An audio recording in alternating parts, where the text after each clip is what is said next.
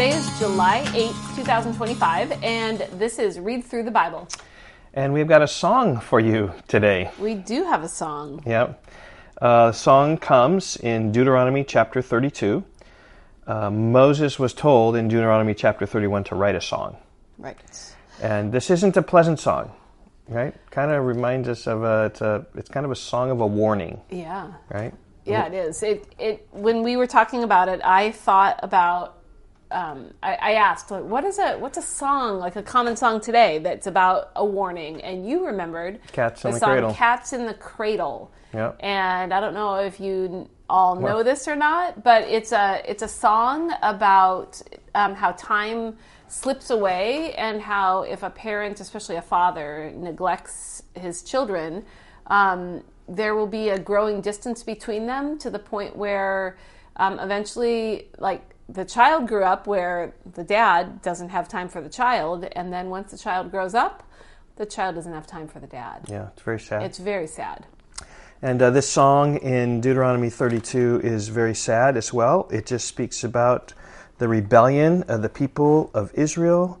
And Moses was to write it, chapter 31, verse 19.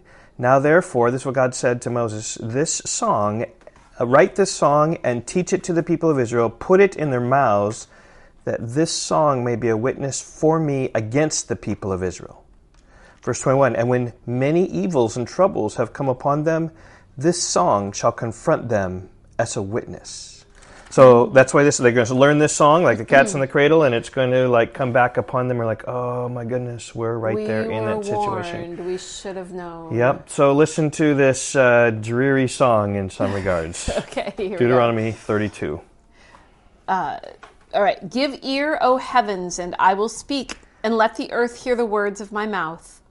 May my teaching drop as the rain, my speech distill as the dew, like gentle rain upon the tender grass, and like showers upon the herb. For I will proclaim the name of the Lord, ascribe greatness to our God. The rock, his work is perfect, for all his ways are justice, a God of faithfulness and without iniquity, just and upright is he.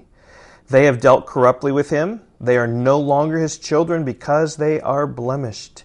They are a crooked and twisted generation. Do you thus repay the Lord, you foolish and senseless people?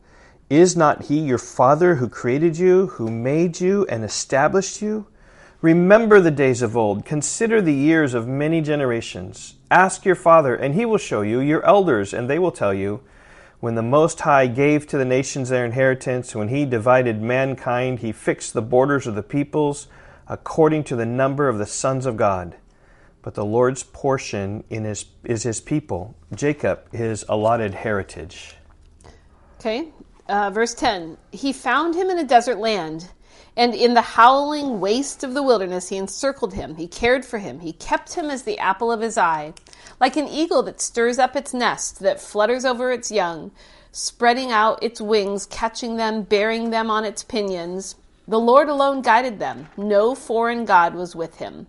He made him ride on the high places of the land. He ate the produce of the field, and he suckled him with honey out of the rock, and oil out of the flinty rock.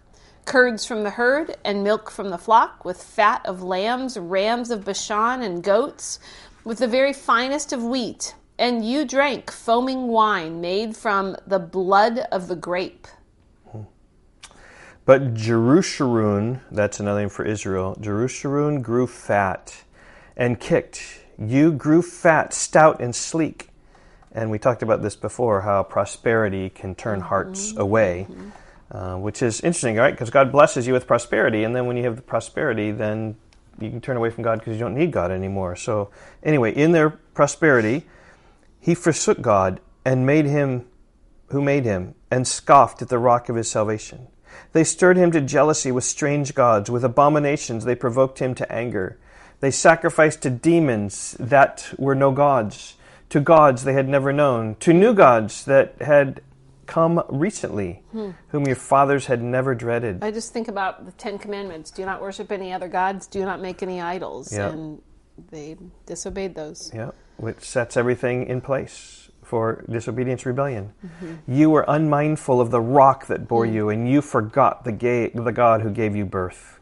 The Lord saw it and spurned them because of the provocation of his sons and his daughters. And he said, I will hide my face from them. I will see what their end will be, for they are a perverse generation, children in whom is no faithfulness.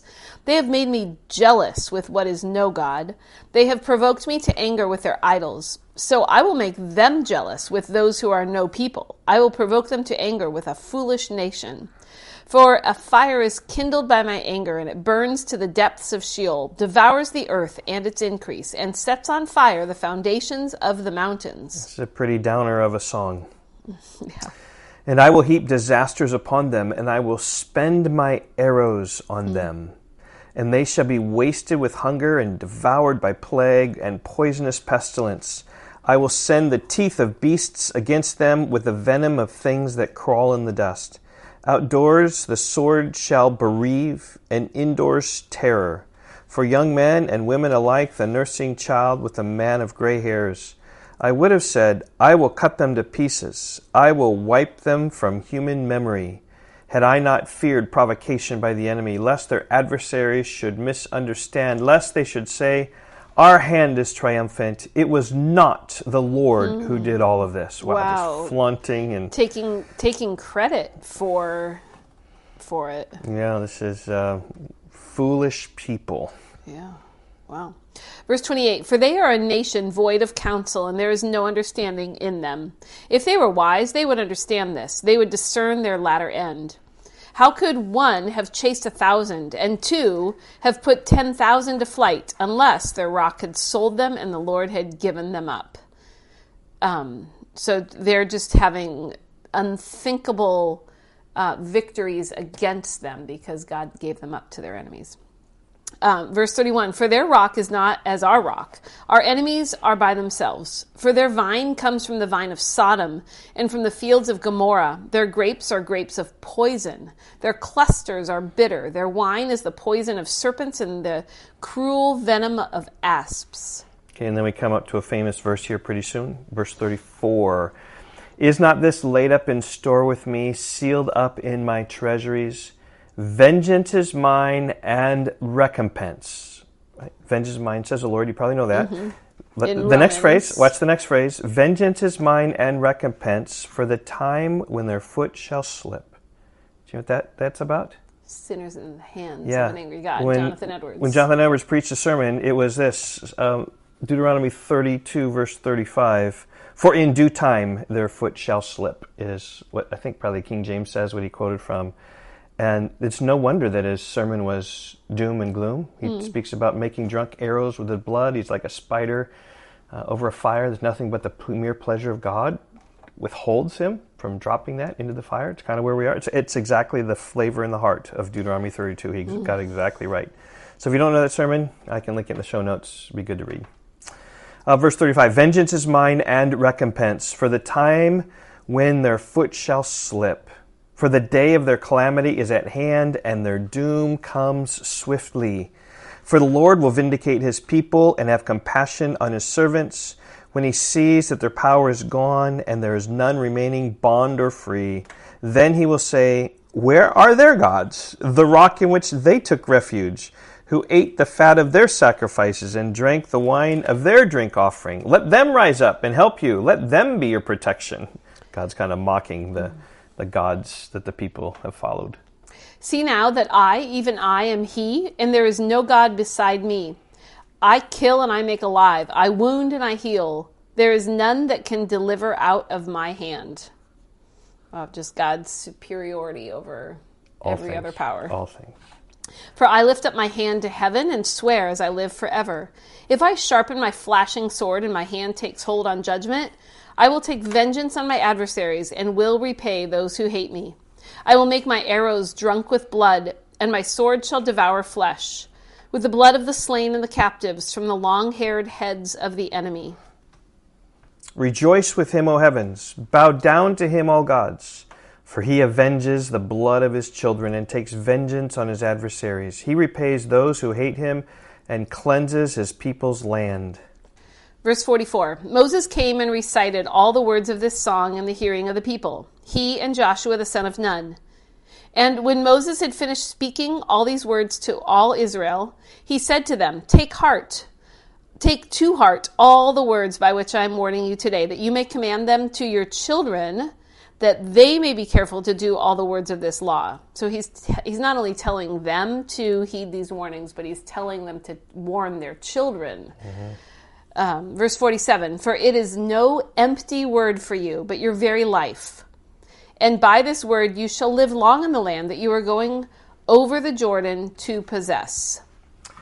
That very day the Lord spoke to Moses, Go up to this mountain of the Abarim, Mount Nebo, which is in the land of Moab, opposite Jericho, and view the land of Canaan, which I am giving to the people of Israel for possession.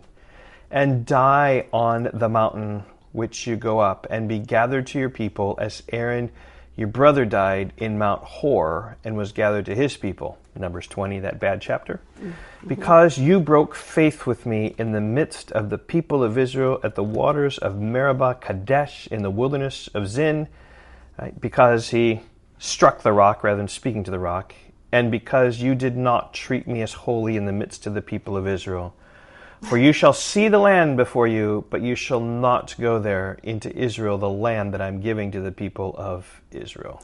Seems like that comes up a lot. It's just a reminder that Moses is not going to get to go into the land because he did not treat the Lord as holy. And God brings it up and Moses brings it up. It seems to be just a very heavy reality that is very... Yeah, it's sort of God's vengeance on Moses as well. But it's to show even the greatest of leaders are still sinful and need to take heed the call of the song of Deuteronomy 32. So, well, and even the greatest, most godly heroes in the Bible have weaknesses and blow it sometimes. So, okay, we will see you tomorrow, finishing the book of Deuteronomy tomorrow. Right. Wow. All right. Bye-bye. Goodbye.